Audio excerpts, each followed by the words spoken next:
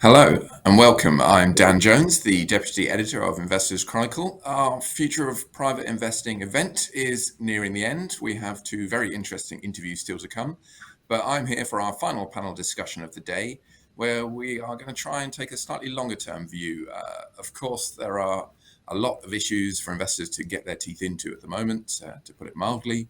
But investing is, of course, a long-term pursuit, and we're here this afternoon to examine and explore some of the big trends that are starting to move up investors' agendas or might begin to do so in the months and years ahead. So, what are the big themes, and how can investors position their portfolios to make the most of them? How can they avoid the potential pitfalls? What kind of industries might boom or decline? Which investment strategies look well placed to deliver the best returns over the medium and long term? Obviously, these are all big questions, and if we knew the precise answers, we'd probably not be here. But nonetheless, I think there's plenty of interesting developments across the market and across global economies as ever that are really worth pouring into in a bit more detail. And that's what we're going to be doing today. Before that, a little bit of the regular housekeeping. Please do ask questions as ever using the box on your screen. We will try to answer as many of them as we can. This session will be available a few hours after its close to watch again. If you miss anything and want to listen back, it's accessible via the same link you use to access this live stream. There are also useful links and resources and things like that, which are also accessible via this page. For this session, we also have a poll that will provide a bit of a contrast with today's topics.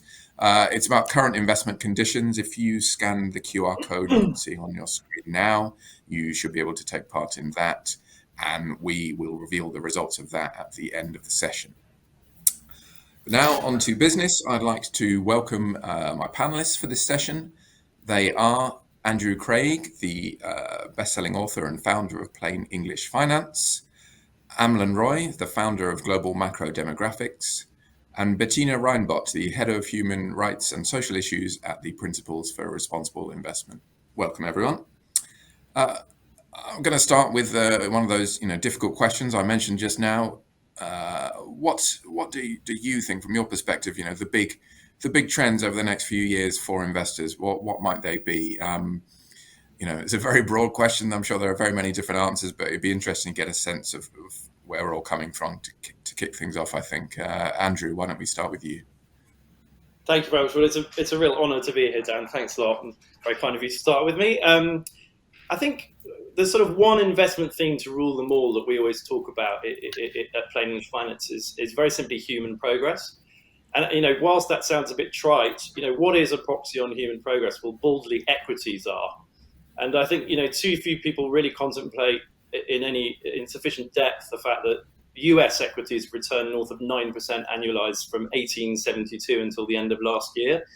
So I think we always risk overthinking things when we're trying to sort of reach for new trends, because actually, as I say, as trite as it sounds, if you buy the market and if you're committed to equities, which sadly too few people do, in a sort of any kind of concerted way, whilst we're addressing dislocation in Ukraine and all sorts of other things that are going on at the moment, ultimately, if you want to invest in and own human progress and the wonderful things that Moore's law has given us and tech has given us in the last century plus, the simplest thing to do is to own the market. But the only other, for me to extrude one specific theme for the next 30 or 40 years, my view is that tech, the internet, transistors, aviation, automotive, everything has been what has driven that 9% and Moore's law.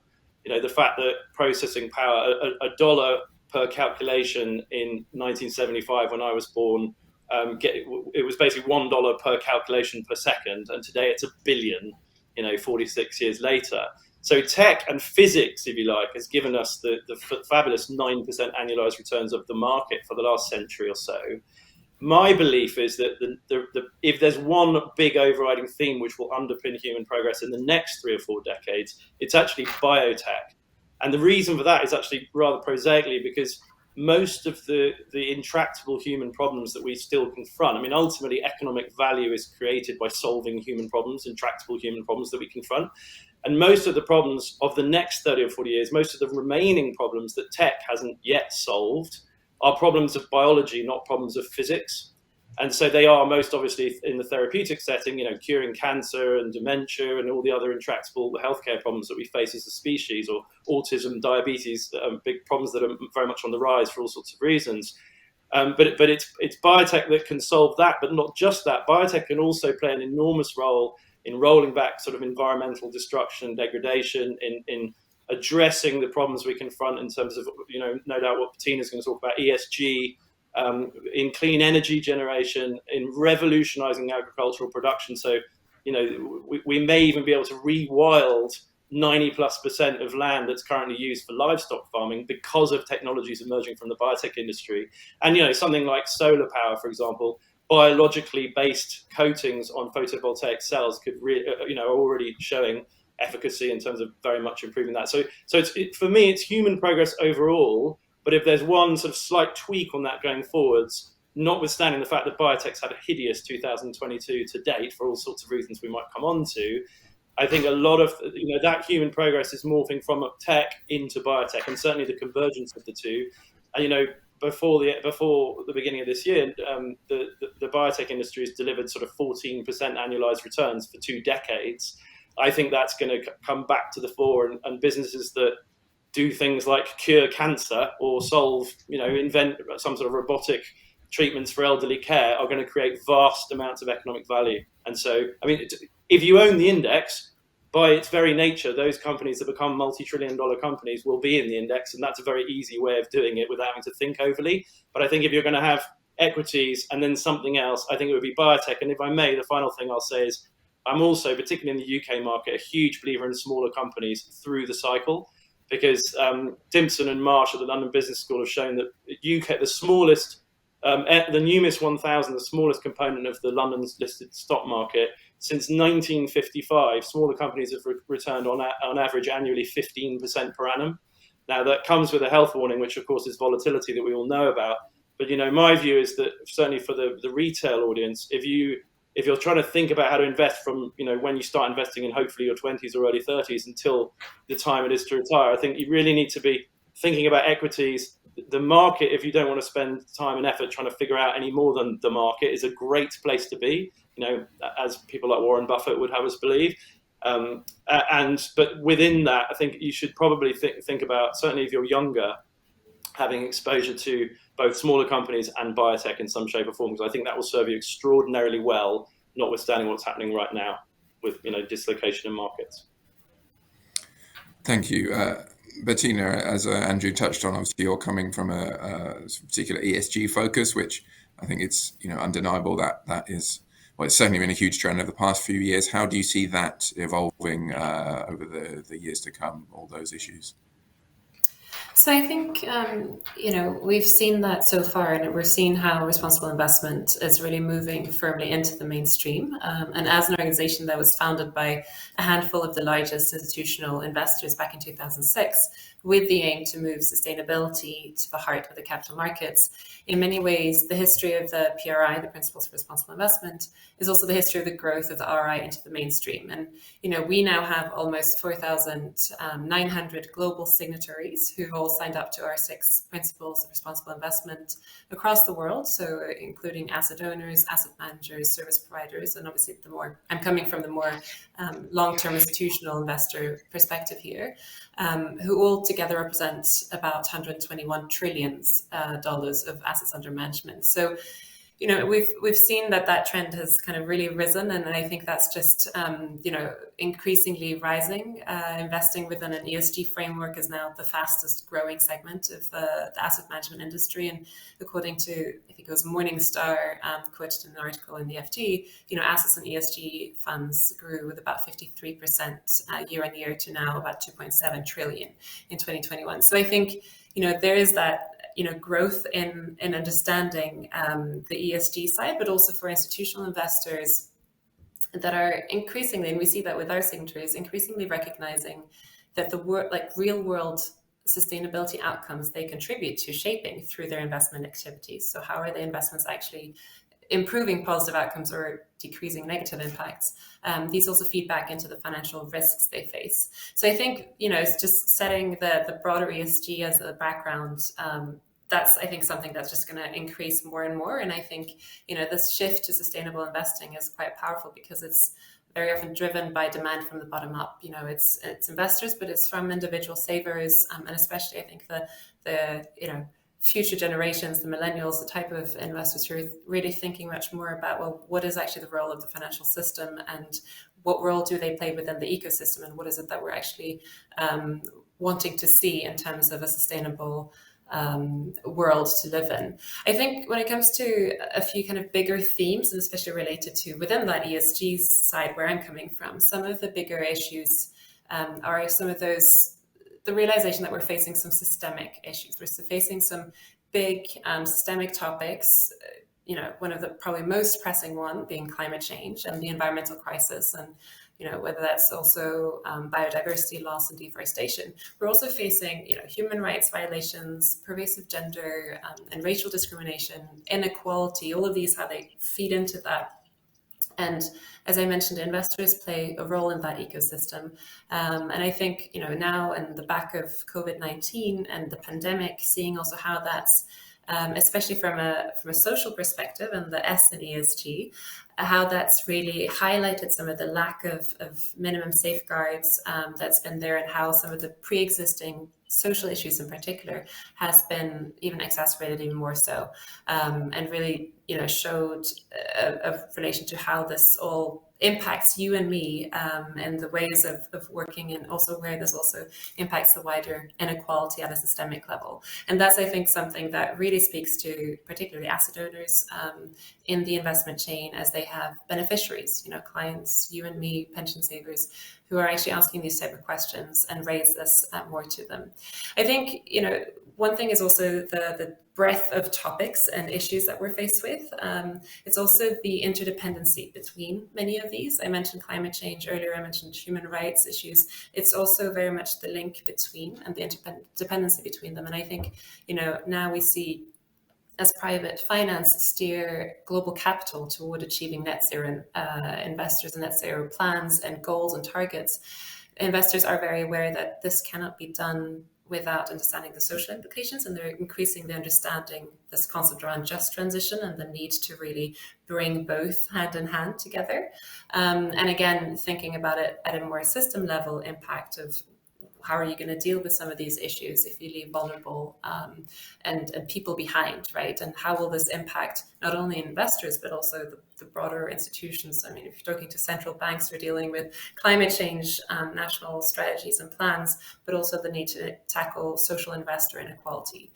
And then I think the third point is also around how we're facing, numerous transitions. I think Andrew was talking about it a little bit from the biotech side, but I think we are faced with numerous overlay of transitions, whether it's, as I mentioned, the transition to low carbon future, demographic changes, and also technological advances that kind of have an impact on the way we work, on our future ways of working, the way how we kind of understand all the systems. And then, the fifth one that I can end up with is really the increased regulation and legislation conversations that we're seeing. There's a huge uptake now, especially within the EU, but we're seeing this across the world around demands for transparency and quest for standards from investors. The developments in the EU with the recent corporate sustainability due diligence proposal. We have the EU sustainable finance disclosure reporting and the green taxonomy. There are the conversations about a social taxonomy,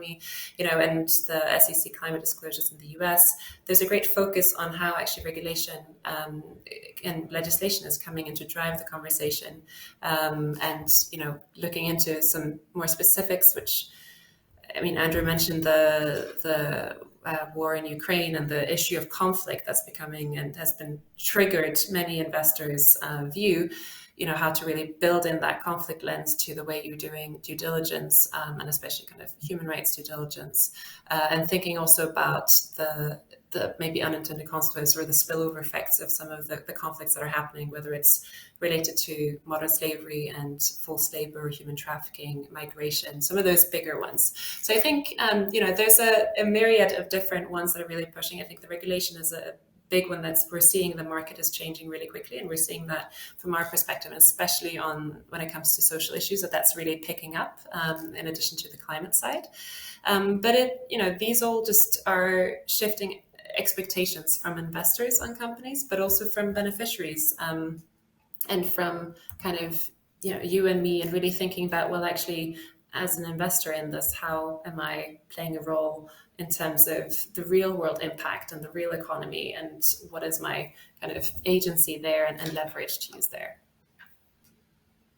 Great, thank you for that. There's a lot of food for thought there. Amlan, do you sort of agree with the sentiment so far? If we can categorize it in two broad categories of, the ESG trends, the biotech, developments, are those in line with your thinking? Are there other areas you're keen to emphasize for the months and years ahead? Yeah, I think what Bettina and Andrew suggested are clearly very important. But I come from a very different background with 37 years across academia, focused on looking at crises on Wall Street as well as the global financial crisis and the dot-com, etc. I see things a bit differently. And to me, one of the biggest things that private investors need to do is pick up on global financial literacy. And I speak as a retirement expert advising pension systems around 40 countries. What I feel is most countries are ill equipped and investors are ill equipped to deal with the following question. If I'm 65 today and somebody tells me I'm going to live till 85, how much money do I need for 20 years post retirement?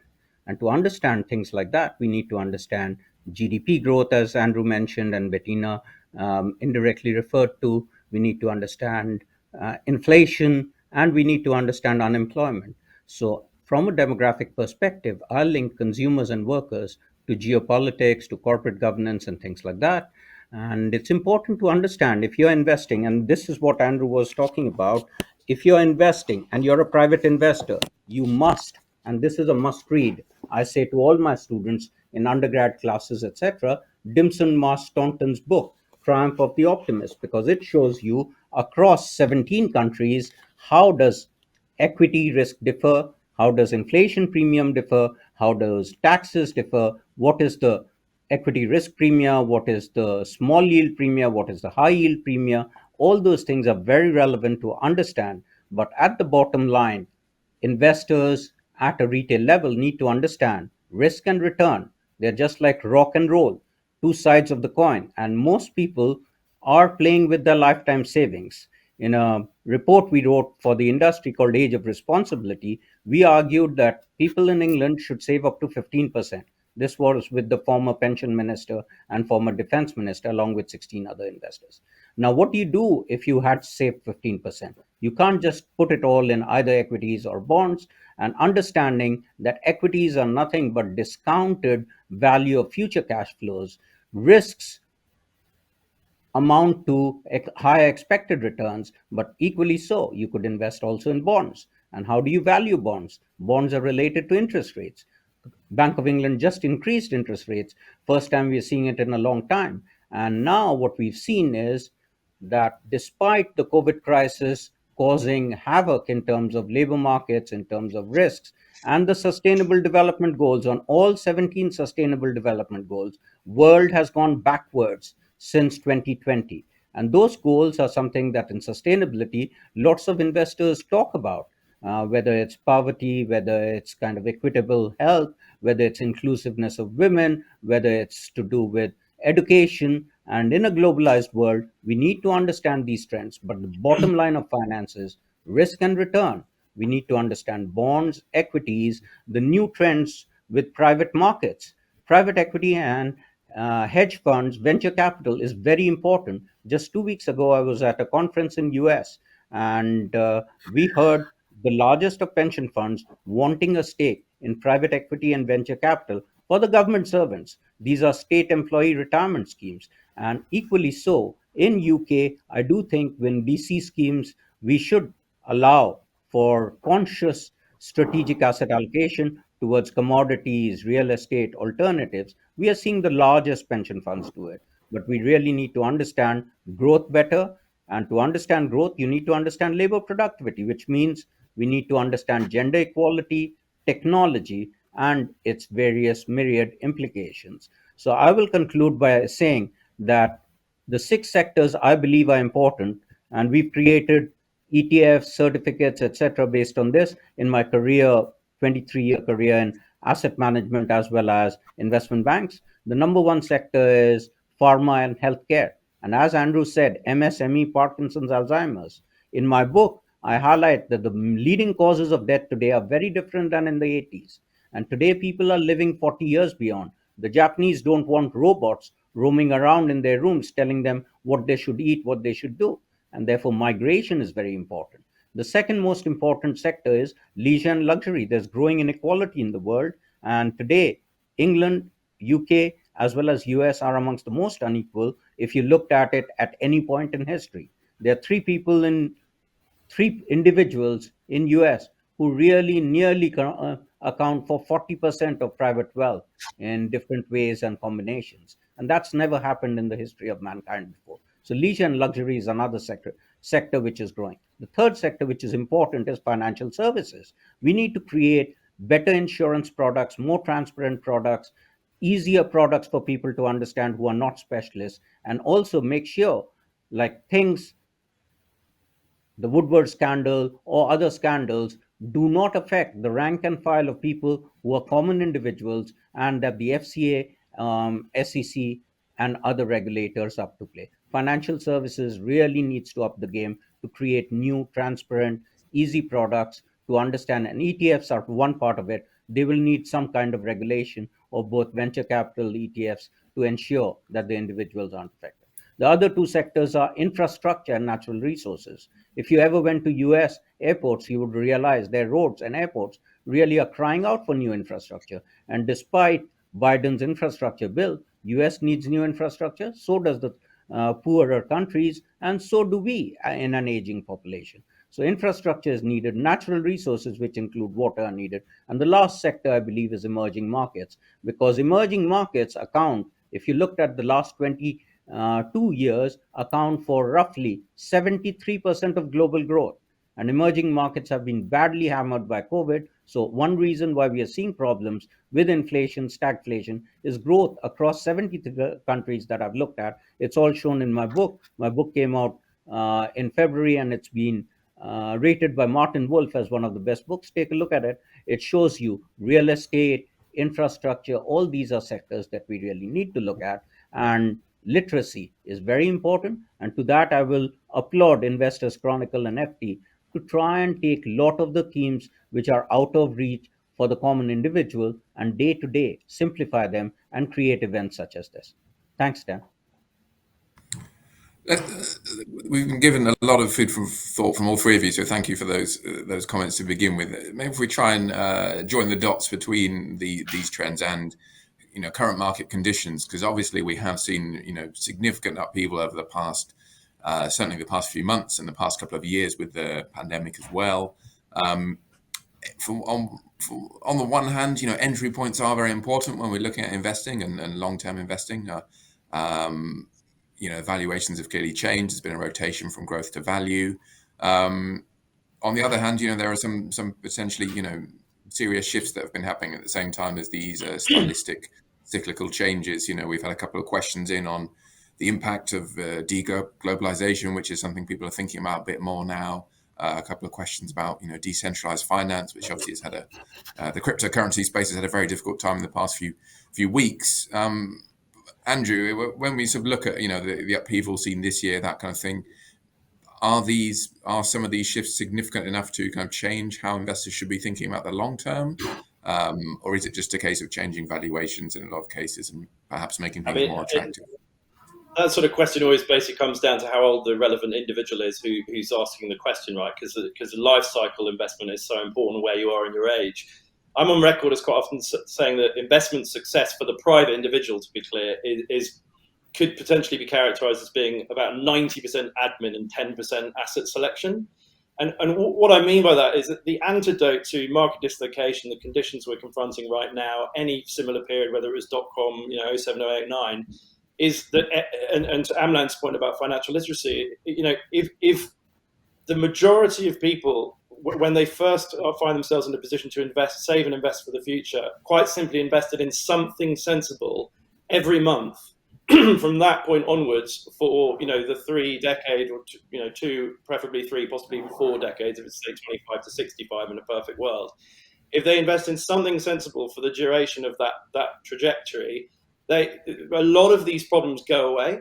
And, without wanting, again, to try and be too reductive, I think something sensible basically means equities, but with a weather eye on this idea of sequence risk and the fact that, losing £10,000, losing £5,000 from a £10,000 pot you've built in your 20s when you're 30 years old because of a 50% market correction or crypto correction is a very different problem to losing $500,000 when you're 60 years old and you've spent a lifetime getting to the million. So, people have to be very clear about how they allocate to aggressive versus defensive assets as they go through that sort of life cycle. But I think we risk, especially when we speak to the mass affluent or the retail market in finance, when the industry speaks to that market, we really do risk massively overcomplicating things and overthinking things. And that's what I mean by 90% admin, 10% fund selection. The simple development of a monthly saving and investment habit that goes into something sensible, a handful of funds, and then reflects. I mean, I personally counsel that people should only change their asset allocation every 5 years.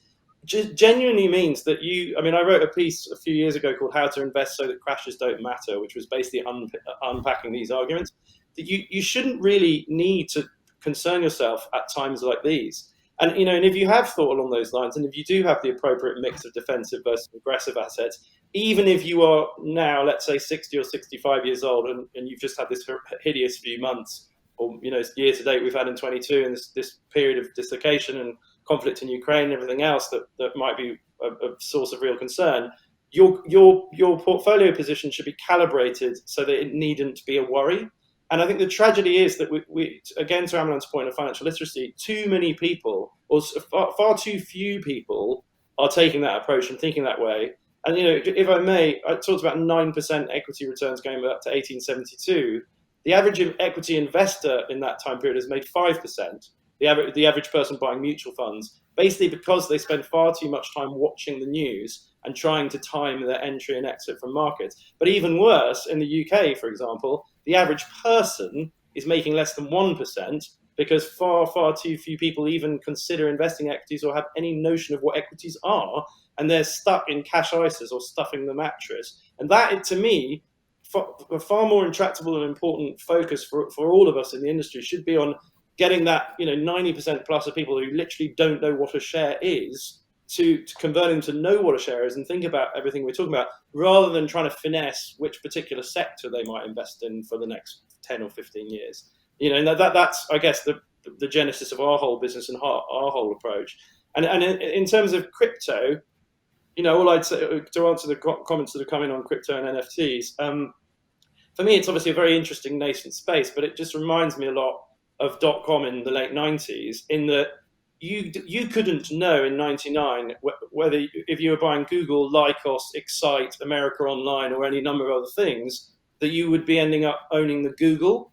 And obviously, the internet, a lot of Bitcoin or crypto enthusiasts talk about how blockchain is going to change the world and all that good stuff, in exactly the same way that in the late 90s talked about how the internet would change the world. But I think the problem is that especially in a market that's unregulated and where an awful lot of young people, particularly millennials, are being swept into that market and bypassing the traditional assets I've just been talking about, that there's going to be a very, very significant attrition over and above what we've just seen in the last few weeks that you alluded to in crypto assets. And, we don't know who the survivors are going to be yet, on which basis it should be thought of as a speculative, small part of your portfolio that should be speculative, not as a key pillar alongside real estate, commodities, equities and bonds and cash, would be my view.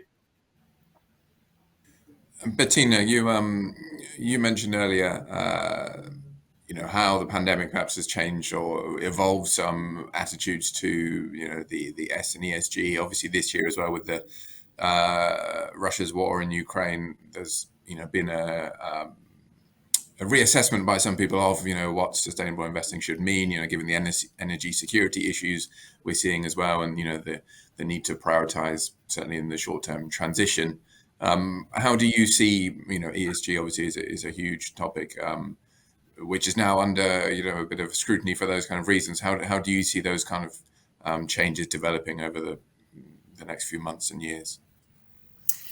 So I think, I mean, from a social point of view, and it's terrible to say, but I think, for example, with conflict, and there are many conflicts in the world. I mean, there are constant wars everywhere. So I don't want to single out one or the other, but that will be very much part of the fabric and will influence investors in where they're operating, and especially whether you're, I mean, depending if you're an asset owner or asset manager, depending on your portfolio across asset classes, you'll kind of encounter some of these challenges. And I think that's where really having a clear, mandate of how to you really understand the E, S, and G, and also the linkages, as I mentioned before. And when it comes to the social, defining what we're looking at with social, we're often being asked, oh, well, what are the key social risks that I should think about? And it really boils down to, well, you have to do your due diligence to understand, well, where is the salience and how is it impacting people?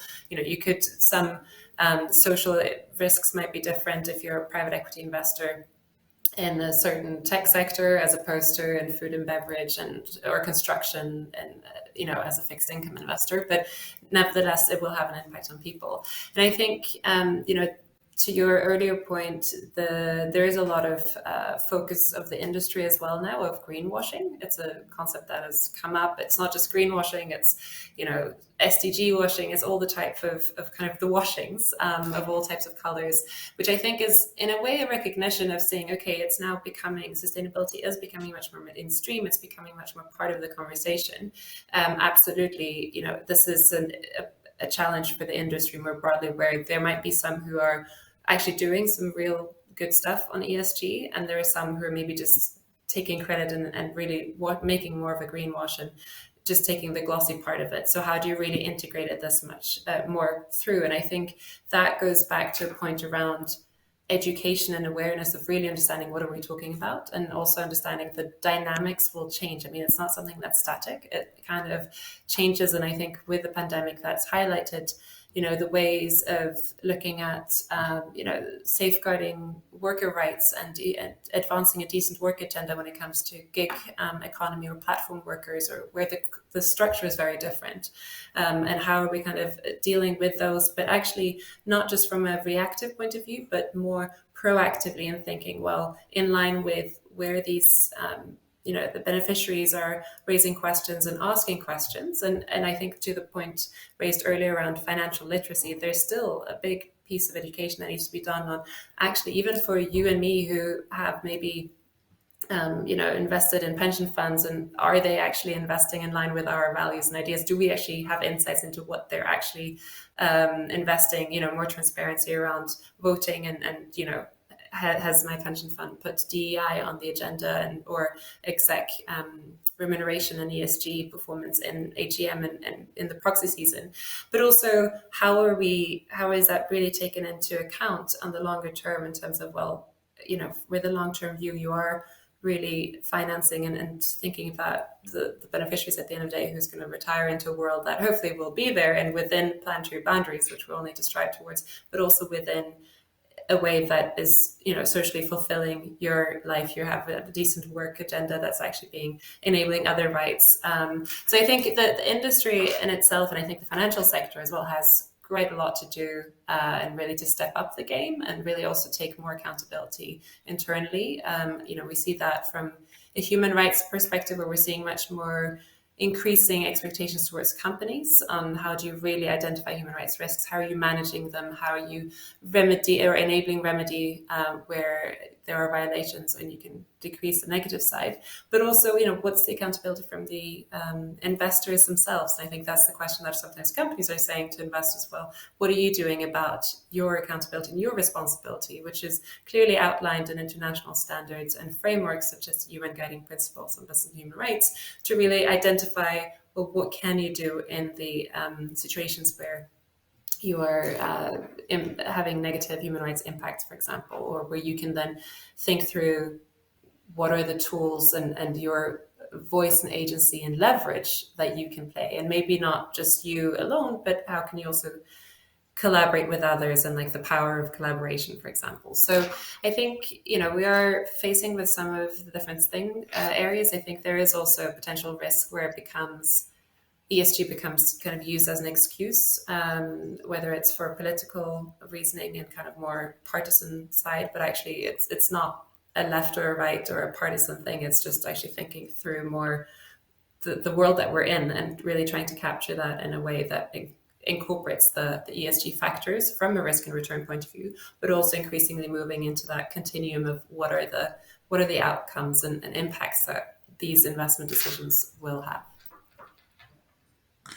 If we sort of take a step back for a minute and think about the way some of all these themes we've been talking about can be accessed by investors and the way they incorporate them into part of a portfolio. By their very nature, megatrends are going to be quite growth focused. They're going to be, in some cases, very early stage and therefore quite volatile.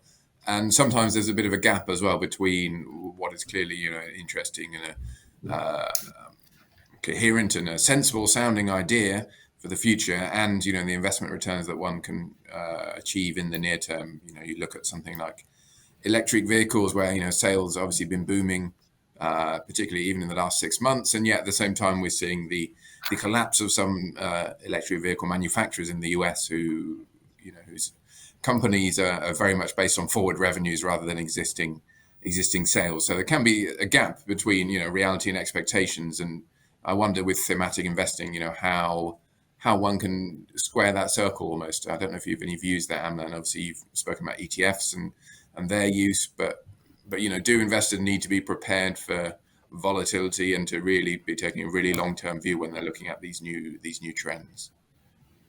Great question, Dan. And I'll come back to it because I've been working on thematic investing, and alongside thematic investors, there's a lot of hype on and lots of buzzwords with fashionable investing. Sometimes it could be cryptos, sometimes it could be like investing in biotech, etc. And a lot of these buzzwords tend to kind of get and congregate together, creating a very, very good environment to attract people who don't have time to investigate some of these things.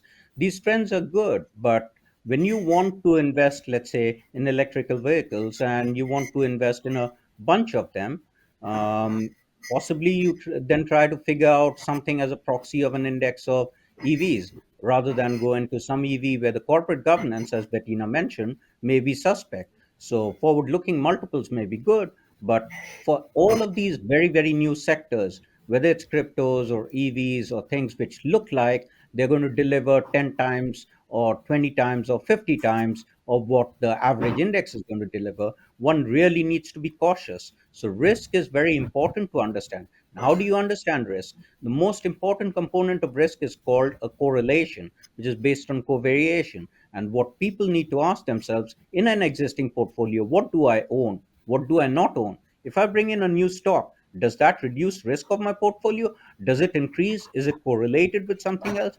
So the fundamentals of portfolio construction are very, very, very important. And that's why people in investing ought to ask themselves the question, if we have equities largely, and people tend to favor equities because they seem simpler and more transparent to understand, do you still need a certain amount towards government bonds or corporate bonds or real estate? Some others may find real estate is a very good investment, and lots of investors have done well on retail, on real estate, if they do their real homework. So it's important to understand risk and retail. We got a couple of questions which are macro, and I would like to address them right now. I'm an ambassador of the Singapore FinTech Festival, and that is a joint initiative by the Central Bank of Singapore, Singapore Exchange, and is one of the leaders in terms of advising central banks on green shoots evolution, fintech, and the intersection of creating a more sustainable world, as Bettina mentioned. Now, cryptos are different than that. Central bank digital currencies is what they focus on. They also focus on things like Web3. So last year in the FinTech Festival, we created 100 questions on how Web3 will revolutionize the world. And 10 questions given by me were actually on how they will revolutionize what Andrew talked about: administration, the logistics of portfolio risk, the logistics of execution. And we will also see in the future robo investing.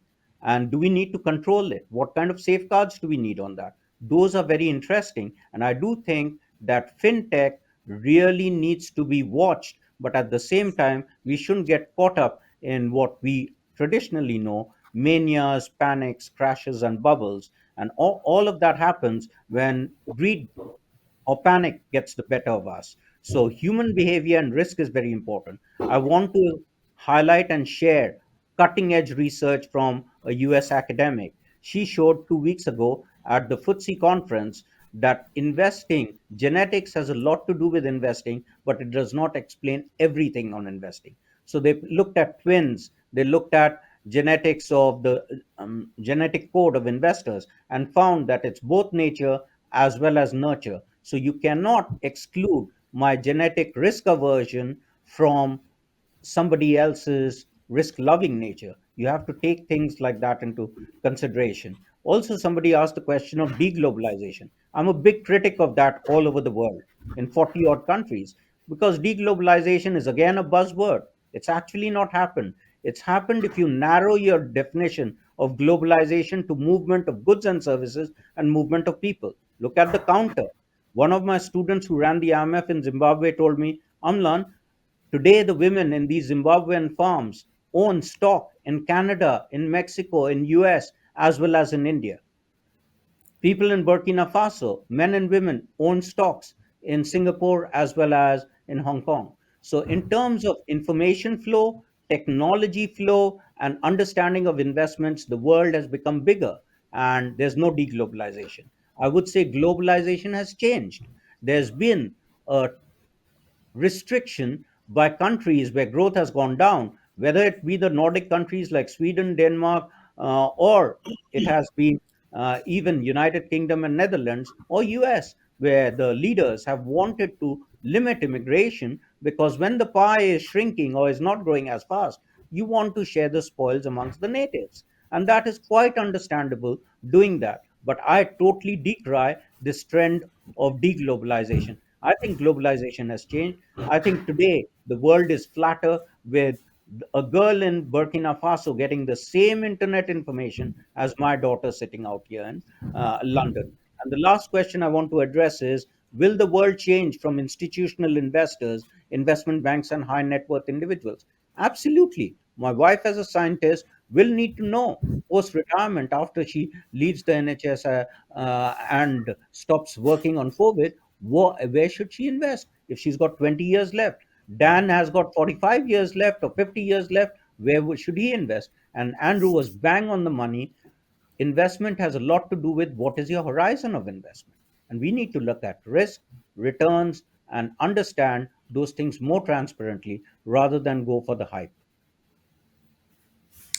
Thank you. I think you're being generous with my age there, or possibly pessimistic over my retirement age, but we shall see. Andrew, I wanted to go back to biotech, which you mentioned at the beginning, which again is a very volatile space. It is somewhere where you have to know the area very well, unless you're using a tracker fund, and even then you've got to be prepared for some ups and downs. These kind of things, when you fit them into a portfolio, how should investors consider them? Because again, these are very growthy assets. It depends on their age, of course, and their point in their own investment journey, as we've discussed. But again, I'm just interested in this kind of gap between these things, which are clearly going to be, in some cases, hopefully revolutionizing and world changing. How to access those from an investment point of view at an early stage. So it depends how you're defining biotech. I mean, Amlan referred to it as a buzzword earlier, and I think that's right. If you're talking about bleeding edge microcap companies that have one phase 2 or a preclinical medical device or a cure for breast cancer or whatever, that's one thing. But actually, if you contemplate the embedded value of biotechnology in the 20 largest pharmaceutical companies in the world, Pfizer, Astra, Glaxo, Novartis, Takeda, etc., it's very, very significant, and those are a great deal less volatile and a great deal more blue chip than the former thing. So I think As I said, without wanting to be trite, step one is if you want to own a proxy on human progress and you want to benefit from the work, my vision of how biotech. I mean, I'm writing a book at the moment called "Our Future is Biotech." That's all the source material on the floor behind me, and so I'm pretty immersed in this. And the way I'm treating biotech is as a catch-all phrase for where technology is applied to biological systems to create economic value and solve intractable human problems. And that's much bigger than just a volatile biotech fund. And if you want to capture that in a really simple way as a retail investor, you need only own the market. And, after a century or so of American exceptionalism, or not quite a century, where the S&P has basically had the best returns in the world over the very long term, perhaps the way to do that going forwards, given Amland's points about how we're globalizing, is to perhaps to own the MSCI World or the MSCI All World as your very simple proxy to capture that human progress and to capture the change that biotech will engender. Biotech's going to engender change in architecture and construction and retail and distribution. It's that transformative across the piece, because, as I say, we're transitioning away from tech and physics to biology and chemistry and biotech. But parking all of that, for somebody who's relatively young and has time on their side, talking about life cycle investing, therefore can sensibly allocate a higher proportion of their overall investment pot to something racier, something more aggressive. As I said earlier, I mean, smaller companies have been banging out 15% per annum since 1955 in the UK, and biotech, notwithstanding the sort of 60% pullbacks you'll get every 10 years or so, as we are at the moment, will probably do, decent mid 14, 15% as well. And so it's a combination of the two. Own a big index as a proxy on its broad contribution to the world economy and to wealth creation, and maybe if you're younger and you have risk appetite, then own a specific biotech fund. I hope that's a helpful answer. That does make sense. Thank you. We are coming to the end of our time in a few minutes, but I wanted to quickly touch on institutional investors who I know some of the panel work with and their interests, because obviously these areas where they're often market moving in terms of their interest, but also they can sometimes be pointing the way for the future. So maybe, Bettina, from your perspective, what do you see kind of institutional investors becoming increasingly interested in terms of how their portfolios look now versus a couple of years ago? So I think greater interest across all of these issues. I mean, I think we talked about biotech. Health is another area. Issues like AMR and investor action on that is also picking up very much, and which might be seen a little bit more as niche, but it's actually building up. And I think just across, there's that, the increasing investor interest in connecting these dots between what's happening in the real world and how you as an institutional investor can actually play that role in the ecosystem, and kind of maybe redefining the financial system a little bit and making it more sustainable. I think a sharper corporate focus from investors on all of these ESG issues and trying to understand more from there, and also significant improvement in data provision. I think we haven't talked that much about data, but I think that's something that comes up quite a lot with our signatories and institutional investors in terms of the need to make it more meaningful and useful and decision useful for investors, and that kind of demand for it. There's a lot of supply out there, and on ESG and especially on S, there is a lot of data, but we still need to kind of really understand how can you use that and move that forward. And I think, at the end of underpinning all of this as well is the need for corporate governance, which is very key, and governance more generally. And I think, that's all about how companies are managed, and better managed companies tend or will perform better, and the stock prices typically will reflect that. So I think, that good governance part is it's a pillar for sustainable share price returns. As investors will feel greater confidence that risk and opportunities at company level are actually being well managed. I think that's, underpinning both the E and the S. So when we're talking about them, really understanding all three. So I think I like to be optimistic with the future. I hope, there's a positive kind of trend towards really understanding more the pressing needs, and also how these more systemic issues will actually help shape investors' portfolio and understanding of how they can do it. Thank you. I think, some of the big issues for institutional investors are certainly important issues for private investors too. The demand for better data, I'm sure, is something that all investors can agree they'd like to see more of. Thank you, everyone, for your contributions. We have come to the end of our time. And thank you to the audience for tuning in. We've covered a lot of ground there. Hopefully that's proven useful. It's certainly proven an interesting discussion. Thank you for your questions as well, and to all of them. There is just very, in the last few seconds, to have a very quick look to see, again, in the near term, what kind of concerns are investors focused on right now. And I think, that does actually join the dots between those results between the short term and the long term, because identifying the best returns, even in this moment of extreme volatility, is still what our audience is most interested in. So thank you again for taking part and for listening in. Do join us back in 10 minutes for our interview with Deborah Meaden. But for now, it's goodbye from me. Thank you and goodbye.